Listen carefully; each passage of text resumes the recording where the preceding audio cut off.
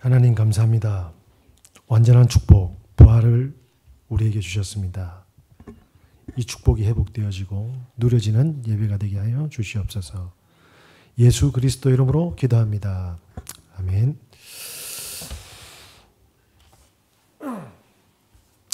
성경의 가장 큰 축복은 다름이 아니라 그리스도를 보내셨다는 겁니다. 그리스도가 없으면 어떻게 됩니까? 우리의 인생인 줄 알고 평생을 달려가지만 우리의 계획대로 되지 않는 게 인생이지 않습니까? 우리가 알든 모르든 당하게 되어 있습니다. 누구한테요? 도둑질 하는 자라고 성경에 표현되어 있습니다. 우리가 아무리 능력이 있고 우리가 아무리 권력이 있고 우리가 가진 게 많아도 피할 수 없는 게 있죠. 그게 사단의 역사입니다. 그래서 성경에는 사단의 권세를 깨트릴 만왕의 왕을 보내주신다고 약속하셨습니다. 우리는 평생 마냐면 염려하고 수고하고 무거운 짐을 가지고 살아가야 됩니다.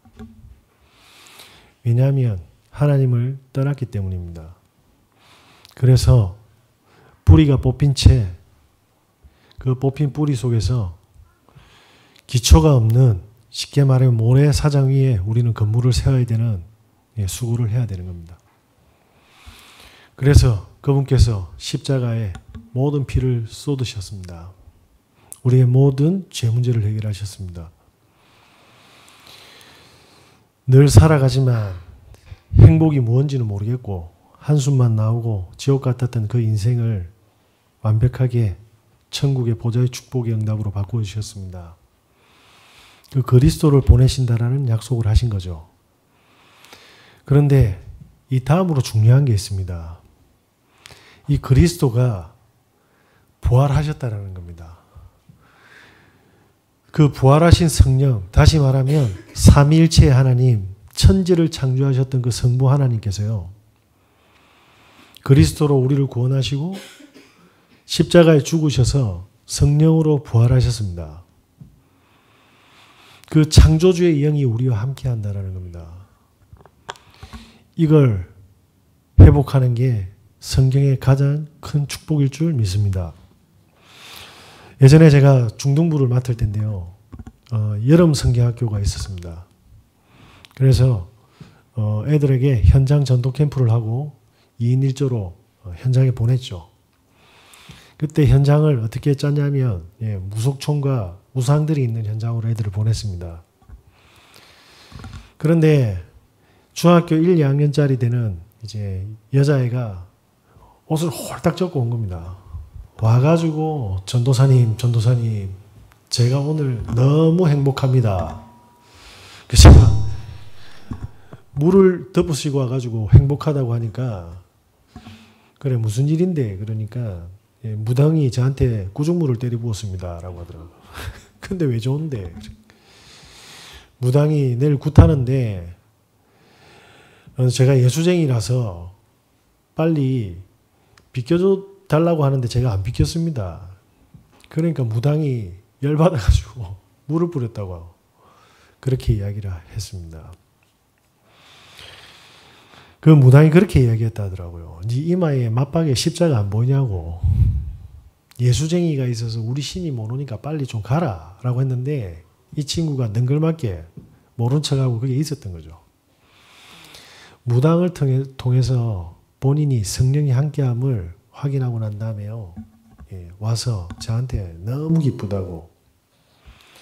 참고로 그 친구는 부활이 확인되기 전까지는 뭐 했습니까? 학교도 제대로 못 갔습니다.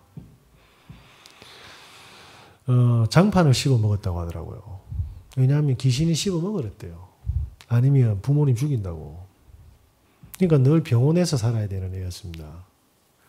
수도꼭지에다가 머리를 박으면서 늘 빌었답니다. 왜 그렇게 안 하면 가족 죽인다니까. 그 친구에게 이 세 가지 재앙이 해결된 겁니다. 그러고 나서 현장을 통해서 뭡니까? 성령이 함께함을 확인하게 된 거죠. 저는 그 친구의 인생의 모든 문제는 다 끝났다고 생각하거든요. 그럼 그 친구에게 꽃길만 있냐? 아닙니다. 많은 사람들에게 오는 시험과 갈등과 그리고 뭡니까? 사건과 문제들이 터질 겁니다.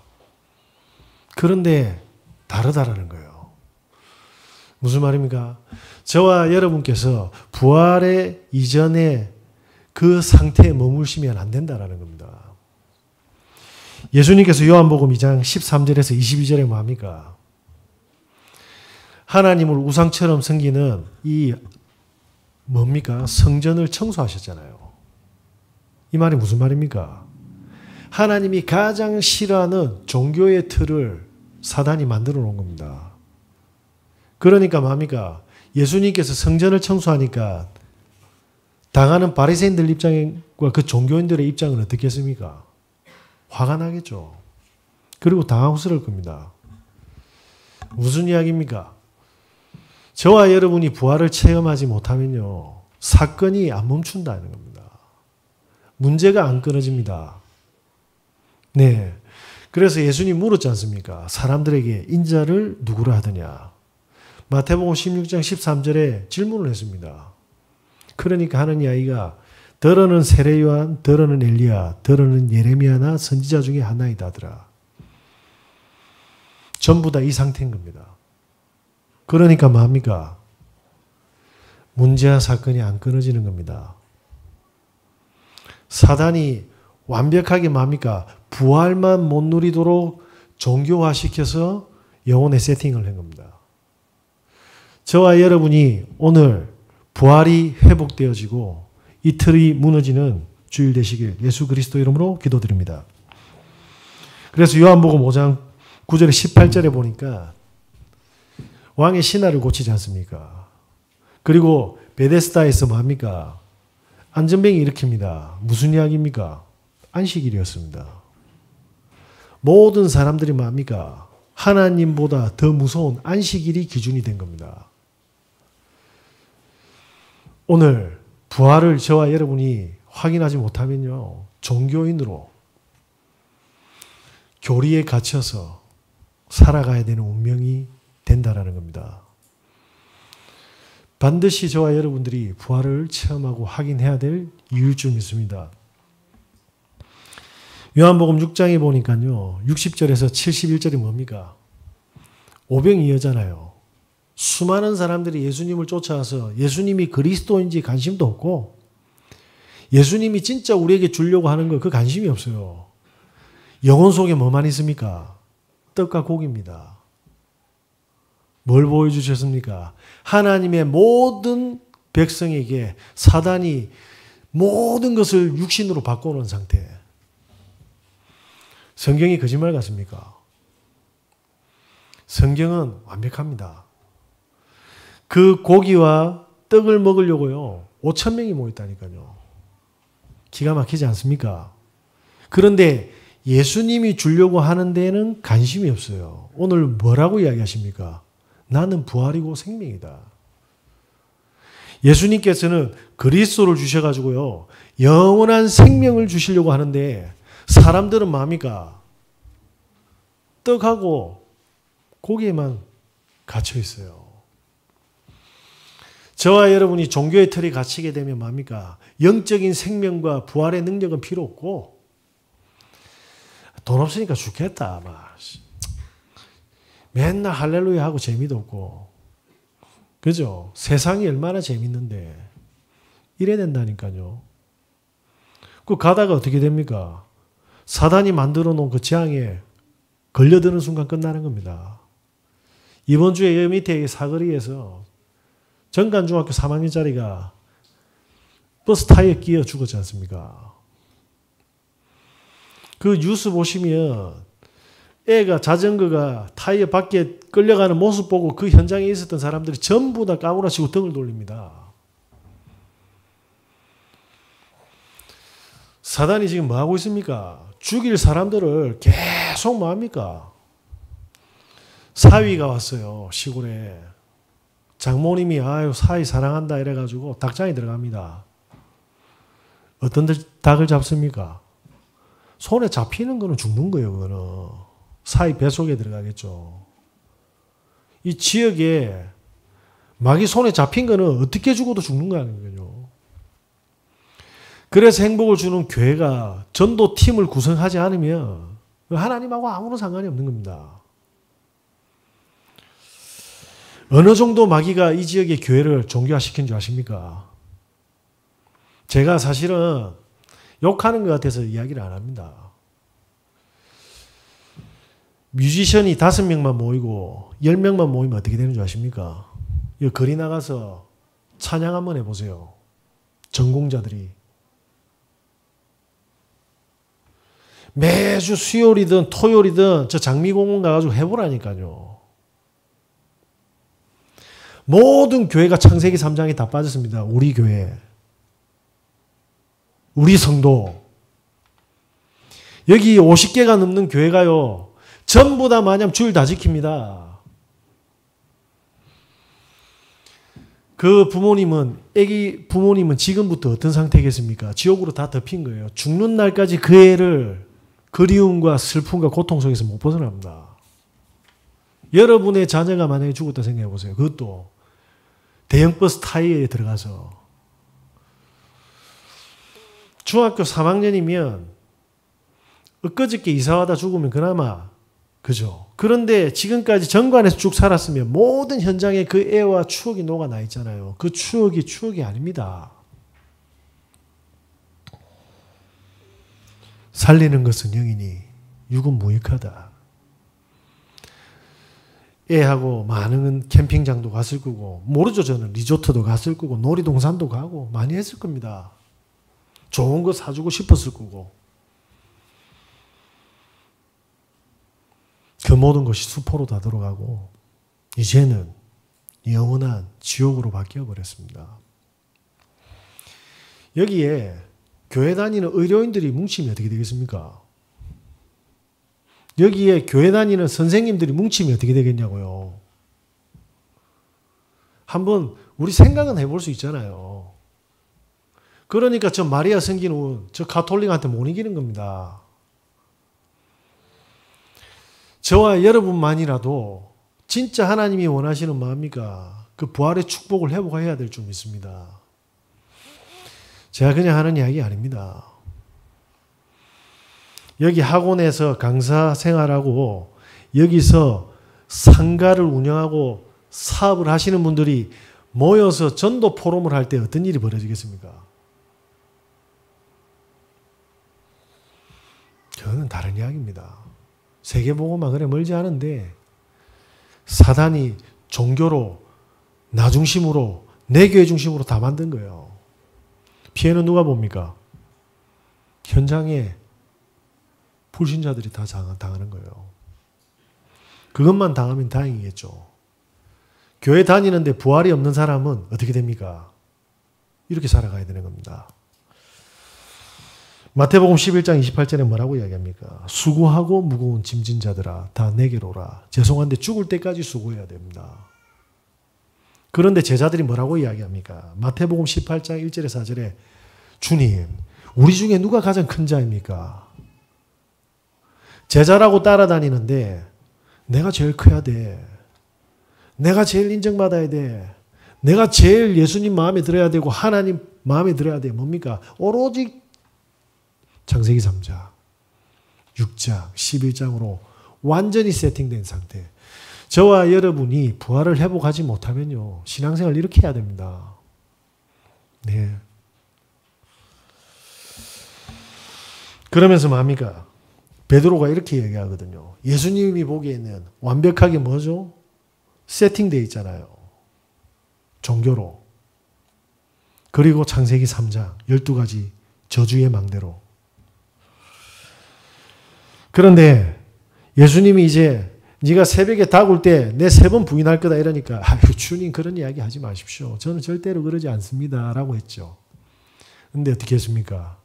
부인만 한 게 아니고 예수님 씹었습니다. 뭐죠? 내 상태를 모르는 겁니다. 우리가 부활을 회복하지 못하면 내 상태도 모릅니다. 마태복음 13장의 이야기가 뭡니까? 모든 곳에 씨를 뿌려봐라. 그러면 길가에 떨어지고 돌짝밭에 떨어지고 가시넝쿨에 떨어질 것이다. 저와 여러분은 어떤 밭입니까? 저와 여러분은. 죽었다 깨나도 부활을 체험하지 못하는 밭이 있습니다. 그게 길가, 돌자, 가시능쿨입니다. 저와 여러분이 가문이 후대가 이 길을 가면 안 됩니다. 기도 제목 한 가지만 잡아보십시오. 성령으로 나와 함께 완벽하게 지금 함께 계시는데 이 축복이 회복되어지는 부활의 축복이 시작되게 해달라고. 이거 안 하면 될 것 같습니다. 이미 와 계시잖아요. 영접하는 자고 그 이름을 믿는 자들에게는 하나님의 자녀가 되는 권세를 주셨는데 마태복음 28장 20절에 뭐합니까? 세상 끝날까지 내가 너희와 항상 함께 하시겠다. 오늘 이 축복을 꼭 회복하시는 은혜 있으시길 예수 그리스도 이름으로 기도드립니다. 제가 예전에 이제 기타 이렇게 가르치면서 복음을 전하는 애가 한 명 있었습니다. 그런데 제가 참 감사하게도 이 상태를 아니까 저는 쪼질 않거든요. 가만히 내버려 두거든요. 왜냐? 이 애한테 복음이 들어가서 이 애가 임마누엘을 누리고 성령의 부활의 능력을 지금 응답받고 있는지는 보면 알잖아요. 어디서 합니까? 사랑관계 보면 알아요. 그죠? 누가 큰 자입니까? 예수님이 마지막 최후의 만찬 때 본인 죽는데 했던 이야기가 뭡니까? 발 씻으셨습니다. 아니 여러분들 죽으러 가는데 발 씻기겠습니까? 예? 내 죽으러 가는데 우리 첫째, 둘째, 셋째, 넷째 해놓고 발 씻기겠냐고요. 뭘 설명합니까? 세상은 전부 다 지중심입니다. 거기서 못 나온다 이 말입니다. 그래서 저와 여러분께서 어떻게 해야 됩니까? 이 부활을 무조건 붙잡으셔야 됩니다. 우리 후대가 이 부활을 붙잡지 못하면요. 평생 네가 낫네 내가 낫네 세상에서 싸우다가 지면 어떻게 됩니까? 가정에서는요. 남편하고 아내하고 전쟁은 안 멈추는 겁니다. 이 친구가 사람을 딱 만나는 거 보면 알 수 있잖아요. 머리 위로 가는지 밑바닥으로 가는지. 그리고 뭡니까? 공부할 때 보면 알지 않습니까? 거품 속에 있는지 기초 속에 있는지. 내가 있는 현장이 지옥인지 천국인지. 부활 이전에는 우리 집이 아닙니다. 집구석이 될 겁니다. 내가 만나는 사람들이 전부 다 뭡니까? 보기 싫을 겁니다. 내한테 온 모든 일들이 뭡니까? 피곤할 겁니다. 그래서 부활을 확인하는 방법은 굉장히 간단합니다. 그죠? 저와 여러분께서 이 부활을 회복하지 않으면 어떻게 합니까? 아리마대 요셉 집에 뭡니까? 예수님의 시체가 들어갔어요. 그죠? 모든 뭡니까? 제자들은 다 도망간 상태입니다. 도망갔다니까요. 그런데 여 제자들이 뭡니까? 안식일이 덮치니까 예수님을 세마포로 못 샀잖아요. 향유를 못 뿌리고 몰약으로 못 칠했지 않습니까? 그러니까 새벽에 안식일이 끝나는 그 미명에 뭡니까? 아리마대 요셉의 예수님이 안치되어 있는 그 동굴에 울면서 갔지 않습니까? 갔는데 예수님이 있었습니까? 없었습니까? 더 놀래고 화들짝 울었습니다. 무슨 이야기를 하는 것 같습니까? 안 울어도 걱정 안 해도 될 일을 한 거예요. 왜? 부활을 몰랐으니까. 제자들은 지금 어디로 다가 있습니까? 디베라 바닷가로 다갔습니다. 무슨 이야기입니까? 사단이 심어놓은 그 운명 속으로 다시 간다 이 말입니다. 다시. 부활이 회복되어지면 어떻게 됩니까? 지금까지 안 울어도 되는 그 눈물을 흘리는 걸 확인하게 될 겁니다. 신경 안 써도 될 일을 괜히 신경 썼구나 발견하게 될 겁니다. 그렇죠? 그래서 저와 여러분이 제일 첫 번째 기도 제목이 뭡니까? 부활하신 그 성령이 나와 함께 계시구나. 그래서 이 부활을 꼭 체험하셔야 될 줄 믿습니다. 오늘 예수님께서 뭐라고 이야기하십니까? 요한복음 11장 25절에서 26절. 나는 부활이요 생명이니 나를 믿는 자는 죽어도 살겠고 무릇 살아서 나를 믿는 자는 영원히 죽지 아니하리니. 자, 예수님이 십자가 달리기 전에 이야기를 하셨잖아요. 부활을 하는 제자들이 단 한 명도 없습니다. 지금 부활하셨거든요. 저와 여러분은 이 축복을 누리셔야 됩니다. 자, 이 11장은 뭡니까? 나사로가 죽은 지 사흘이 지났습니다. 그래서 무덤의 문을 여니까 마르다 그렇게 이야기합니다. 시체가 부패하니까 냄새가 날 겁니다. 예수님께서 나사로야 나오라. 나사로가 걸어 나오는 겁니다.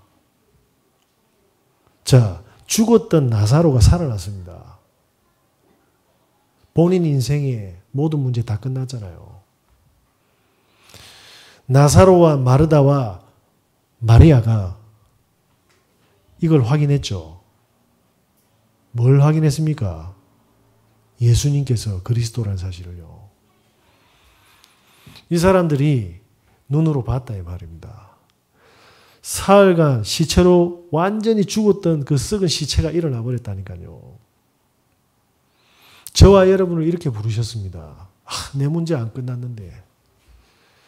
비타민C 그 이황재 교수 아십니까? 이분 뭐 천재더만 37년 동안 서울대학교 교수로 있다가 그죠? 은퇴를 하신 것 같은데 이분이 11매 중에 자기가 9번째인데 그 중에 너무 특출하니까 아버지가 15살 때 서울에 보낸 겁니다. 어쨌든 경기고등학교를 나오고 서울대학교 첫 번째 시험 떨어지고 의대에 들어갔습니다. 그리고 서울대 교수가 되고요. 그래서 예전에 한 병원에 건국대인가 당국대인가 모르겠는데 그때는 아주 시설이 허름했답니다. 본인이 첫 번째 딸을 유산을 하고 둘째부터 만약 두 번째 임신이 안 돼서 불임이 되는 겁니다. 그래서 굉장히 어렵게 딸을 가졌대요. 근데 이 딸을 데리고 너무 예쁘니까 그 진료하는 곳으로 가고 그리고 본인은 이제 진료를 하고 애가 이제 노는데 이게 주차장으로 들어간 거예요. 애기가 너무 작잖아요. 신발을 바로 신는데 그게 안전방지턱인 줄 알고 사람이 여기 지나가 본 겁니다. 그래서 그 애는 죽었다. 이제 판명이 난 거죠. 왜냐? 지나가면서 간이 가루가 됐답니다. 간이 다 으개졌대요. 그래서 사진을 찍으니까 간이 없는 겁니다. 왜? 다 으개지가 없어져서. 청천벽력 같은 일이 일어났죠. 엄청 울었답니다. 그리고 나서 하나님께 진짜 기도했답니다. 하나님, 이렇게 어렵게 주신 딸인데 하나님 살려주십시오. 만약에 가슴을 밟고 지나갔으면 현장에 즉사했다네요. 폐가 무너져가지고. 근데 다행히도 이 아랫배와 골반을 밟고 지나가서 간만 으개졌는데 간이 으개지면서 혈액을 타고 들어가면 그 혈액이 황달을 일으키고 뇌에 들어가면 죽는다고 합니다. 본인은 의사니까 더 잘 알겠죠. 그런데 다행히도 혈관이 안 찢어졌대요. 기적 같은 일이 벌어진 거죠. 그리고 집중 기도를 하고 있는데 일주일 후에 이 전부 다 가루가 된 으개졌던 간이 모이기 시작하더랍니다. 불가능한 일을 보게 된 거죠. 2주가 지났는데 이 간이 원상복구가 됐답니다. 뭘 불렀습니까? 그리스도. 저는 왜 안 됩니까? 그건 저는 모릅니다. 정말 간절했답니다. 그 뒤로 뭡니까? 이 교수님이 모든 시야가 다 달라졌어요. 인생의 본인을 내려놓은 겁니다. 하루에 30분 이상을 중보기도를 하는데 기도 명단만 500명이 넘더라고요. 이 사람들을 놓고 진짜 무릎 꿇고 기도하는 축복이 시작된 겁니다. 왜? 부활하셨잖아요. 부활하셔서 죽어가는 딸을 살리는 증거 봤잖아요. 그래서 그 부활의 성령께서 가장 원하시는 영혼 살리는 중보기도가 시작된 겁니다. 저와 여러분께서 오늘 나는 왜 응답이 없습니까? 그건 하나님한테 해야 될 질문이 아닙니다. 내가 하나님 앞에 어떤 상태냐가 더 중요한 것 같아요. 내가 믿든 안 믿든 하나님은 부활하고 계십니다. 근데 왜 나에게는 그 축복이 없습니까? 저와 여러분께서 오늘 이 축복을 반드시 받는 부활절 되시길 예수 그리스도 이름으로 기도드립니다. 본죽 아십니까? 네, 최복이 권사님이죠. 이분이 이제 남편하고 이제 결혼을 하고 시어머니를 통해서 복음을 받게 되었는데 남편이 뭔가가 좀 있는 분인 것 같아요. 수입 화장품을 400개를 오픈을 한 겁니다. 쉽게 말하면 프랜차이즈를 한 거죠. 잘 됐다고 합니다. 그래서 아마 탄탄대로를 달린 겁니다. 그런데 아무도 몰랐던 인터내셔널 머니터리 펀드입니까? IMF 다가온 겁니다. 싹 무너졌다. 그래서 신용불량자까지 되었다 합니다. 그런데 본인이 뭐냐면 이 복음에 대한 깊이와 부활한 성령의 이 체험이 없으니까 어떻게 됩니까? 정신과를 다니게 됐대요. 너무 힘들어서. 이제 신용불량자가 되니까 아무것도 할 수가 없지 않습니까? 그래서 뭘 했냐니까 자기는 정신병으로 시달리고 있는데 남편이 리아카에 호떡 재료를 싣고 나가더라네요. 쑥대 앞에. 왜냐하면 그래도 가족 먹이 살려야 되지 않습니까? 쑥대 앞으로 그 오너가 갑자기 호떡 장사하면서 끌고 나가는 모습을 보면서 아, 우리 남편 대단하다가 아니라 굉장히 부끄럽고 수치스러웠다 합니다. 그래서 뒤따라가서 봤대요. 도와줄 생각 1도 안 들었답니다. 쪽팔려가지고. 그래서 교회 가서 기도하다가 엄청 울었답니다. 하나님 내 신세가 왜 이랬습니까? 내가 도대체 뭘 잘못했습니까? 그때 성령의 역사가 양심을 때린 거죠. 남편이 400개 화장품을 운영하는 대리점의 CEO일 때는 자랑스러웠고 호떡을 만드는 남편이 되니까 부끄러운 본인의 상태를 발견한 겁니다. 진심으로 회개했다 합니다. 그러고 나서 1년 동안 남편이 호떡을 하고 나서 그 창업하는 컨설팅을 이렇게 식당을 창업하는 컨설팅을 이렇게 해줬대요. 근데 그 옆에 뭐냐면 요리 학원이 있었는데 본인은 그냥 집에서 우울증으로 시달리고 있으니까 그 요리 학원에서 설거지하고 재료 다듬고 막 허드렛 일을 한 겁니다. 3년을 하는데 도저히 정신병은 안 나고 내 인생 여기서 끝났구나 하고 그냥 죽는 것처럼 지옥처럼 일했답니다. 그러다 3년이 지난 다음 날 남편이 그렇게 이야기했대요. 죽지 마음 차려보지. 그런데 이분이요. 최복이 권사님이 어떤 분이냐면 글 쓰는 사람입니다. 본인이 할 수 있는 요리는 라면밖에 없대요. 근데 내보고 무슨 죽이냐고. 이분은 책까지 발행한 분이거든요. 시집까지. 시인으로는 등단이 돼 있고. 절대 불가능하지 않습니까? 남편이 해보라 하니까 그냥 뚝딱뚝딱 만들었대요. 8개월 동안 15개 메뉴를. 그게 강탈을 한 겁니다. 그런데 지금은 초인류 셰프들이 죽을 만드는데 그 셰프들이 만든 신제품이요. 본인이 초창기에 만들었던 매출을 못 따라온답니다. 본인이 만든 매출은 전체 매출의 80%를 차지하고 그 인류 셰프들이 만든 거는 15%가 안 된대요. 누구의 능력입니까? 전국에 1,500개의 매장이 있습니다. 본죽. 하루에 10만 그릇을 판다고 합니다. 화장품 가게 파산이 문제였습니까? 정신병 안 걸려도 되거든요. 왜냐? 부활이 미리 깨달아졌으면 하나님이 내 인생에 전환점을 맞이했구나라고 보게 될 건데 부활이 안 느껴지는 종교인으로 남아있으니까 정신병이 온 겁니다. 초대교회 제자들이 이걸 해보게 한 겁니다.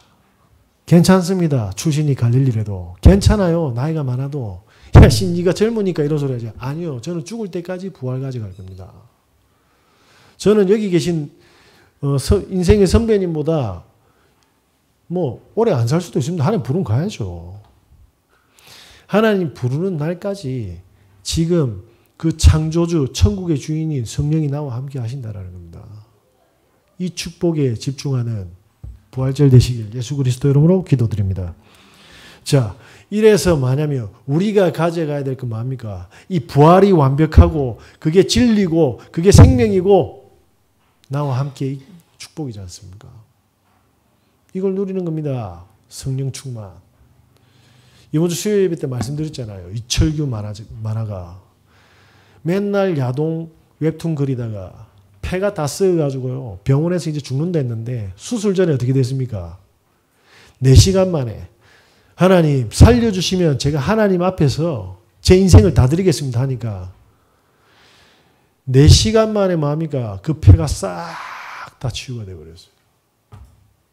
지금은 철로 역정을 그리고 수많은 청소년들과 세상 사람들에게 웹툰으로 하나님의 말씀을 전가하고 있습니다.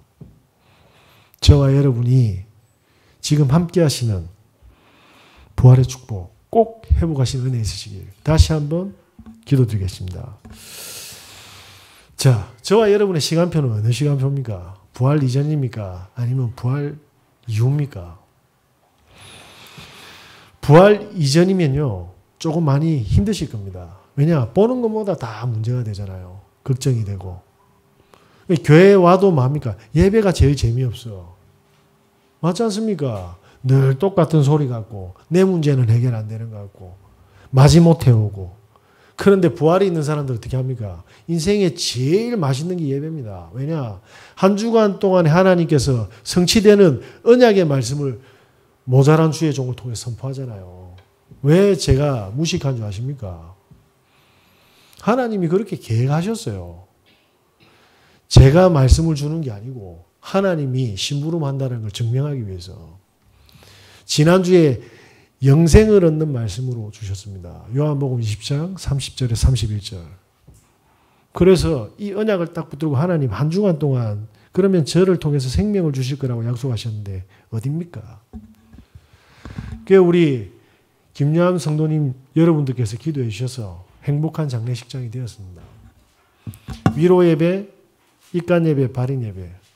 위로 예배, 입간 예배 하니까 도대체 생명이 어디 있습니까? 마지막 날 발인 예배 갔는데요. 그 장례식장의 안에서 예배에 참석한 사람 중에 한 분인가 두 분 빼고 전부 다 마냥 그리스도를 주로 영접하셨습니다. 무슨 말입니까? 우리가 하나님의 말씀을 받을 때 하나님이 가장 원하는 그 포인트를 두고 말씀을 받으면 된다 이 말입니다. 어딥니까? 현장입니다. 현장에 나 전도해라는 게 아니라 영혼 살리는 걸 두고 말씀을 받고 하나님 그러면 이 말씀이 어떻게 성취됩니까? 기도 속으로 들어가는 순간 반드시 성취가 되어 있는데 이걸 다 놓치니까 살아계신 하나님, 살아있는 말씀이라고 느껴지지 않으니까 예배가 재미없는 겁니다. 그러면 어떻게 됩니까? 교회는 불이 꺼지는 거예요. 성도는 하나님의 말씀을 체험하지 못하고 점점 흑암으로 덮이고 불신앙으로 덮이고 걱정으로 덮이고 그러니까 인본주의 써야 되잖아요. 무슨 예배야? 저 놀러 나가면 되지. 야, 이번 주 저 가자. 예, 그건 나쁜 거 아닙니다. 근데 그렇게 사셔야 됩니다. 저와 여러분께서 어떤 시간표인지 꼭 확인하시는 은혜 있으시기 바랍니다. 이때 뭐죠? 사도행전 2장이 그대로 성취가 됩니다. 무슨 말입니까? 성령이 역사하기 시작하는 거예요. 그때는 내가 준비하는 게 아니잖아요. 하나님이 준비하신 문과 예비된 축복을 확인하게 됩니다. 이게 신앙생활입니다. 이분은 요리가 절대로 안 되잖아요. 최복희 권사님. 본죽 생각해 본 적 있겠습니까? 저와 여러분에게 생각도 못한 마음이니까 축복을 준비해놨다니까요. 마귀는 이걸 절대로 못 찾게 하겠죠. 그래서 초대교회가요. 갈릴리 출신인데 어떻습니까? 기도하는데 15개 나라 문이 열려버렸어요. 15개 나라. 말이 됩니까? 여러분 사업 현장에 15개 나라가 주문이 들어오면 어떻게 되겠습니까? 그렇게 생각하시면 돼요. 그때 하나님의 말씀이 진짜 살아있고 부활은 진짜 진리구나라는 걸 깨닫게 되지 않습니까? 그때 이 말씀에 반응하는 생명과 제자가 준비가 되어 있는 겁니다. 제가 서울에서 내려와서 뭐 했습니까? 저기 반송에서 기타 교실 했잖아요. 사람들이 저보고 뭐라는 줄 아십니까? 니 망했는데 두 부류가 나오더라고. 야, 니 망했어. 그러니까 저기 뭐 알바라도 해서 애들 먹이 살리라고 하더라고요. 또 한 부류는 뭐냐면 부교육자로 빨리 가. 아니 걷지도 못하는 사람 보고 일해라. 부교육자로 해라. 제가 만약에 부활이 없었으면요. 저는 그 말에 반응했을 수도 있습니다. 모든 상황이 그렇잖아요. 제가 배경이 있습니까? 능력이 있습니까? 돈이 있습니까? 건강이 있습니까? 그런데 현장을 두고 계속 기도했습니다. 한 명씩 영접하더라고요. 그 부산대까지 갔잖아요. 그러고 나서 나중에 저보고 그렇게 하더라고요. 이제는 목사 안수 받아야지. 그래서 제가 뭐 했냐면 안수는 하나님이 주는 거니까 저는 기다렸습니다. 맞지 않습니까? 그분한테는 그렇게 이야기 안 했습니다. 저는 평신도로 가든 목회자가 되든 하나님 준비한 그 문으로 가겠습니다.